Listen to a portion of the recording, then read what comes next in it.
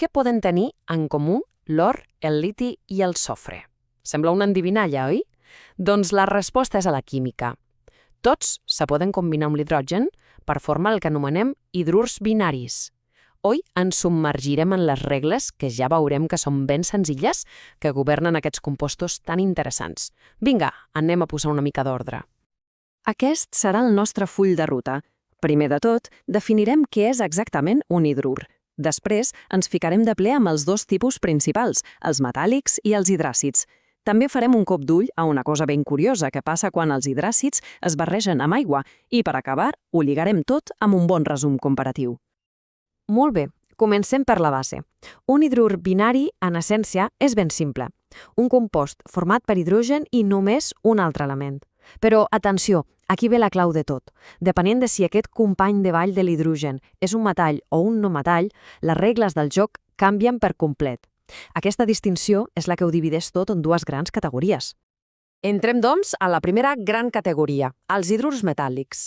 El nom ja ens dona una pista molt bona, oi? Aquí és on l'hidrogen s'uneix a un element metàl·lic. Anem a descobrir quines són les normes que regeixen aquest matrimoni químic.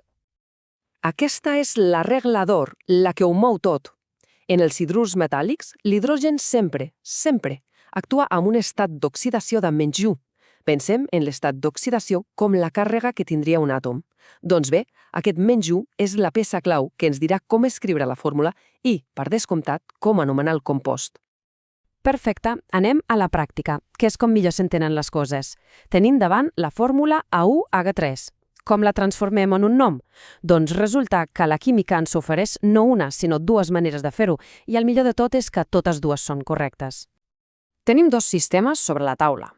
El primer, que es coneix com a estequiomètric, és supervisual. Fa servir prefixos com di o tri per bàsicament comptar àtomos. El segon, la nomenclatura d'Stock, és més aviat com un detectiu. Ens dona una pista diferent, l'estat d'oxidació del metall, i ho fa amb nombres romans. Aquest primer sistema és directe, no té cap secret. Mirem la fórmula. AuH3. Veiem aquest 3 petit al costat de l'hidrogen? Doncs aquesta és la clau. Aquest 3 ens crida que hem de fer servir el prefix tri. Llavors, només cal ajuntar les peces tri, hidrur i d'or. El resultat? Trihidrur d'or. Impossible perdre's. L'altre sistema és com resoldre un petit enigma. Sabem que cada hidrogen té una càrrega de -1. Com que n'hi ha 3, en total sumen una càrrega de -3. Perquè la molècula sigui neutra, l'or ha de compensar això amb una càrrega de +3. I és precisament aquest 3 el que indiquem amb nombres romans. Per això diem hidrur d'or 3. D'acord. I si ho fem al revés? Si ens donen el nom i hem de trobar la fórmula? Doncs els passos són pura lògica. Primer, el metall. Segon, l'hidrogen.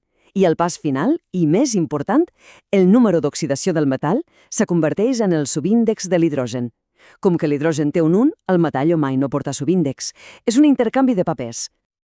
Amb un exemple es veu de seguida. Pensem en l'hidrur de liti.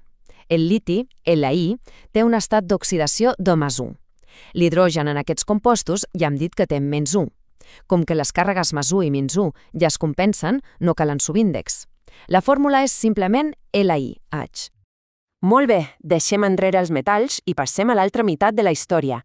Què passa quan l'hidrogen s'uneix a un no metall i, concretament, a un dels grups 16 o 17 de la taula periòdica? Doncs que entrem en un món nou, un món dels hidràcids. I atenció, perquè aquí ve el gir de guió més important de tots.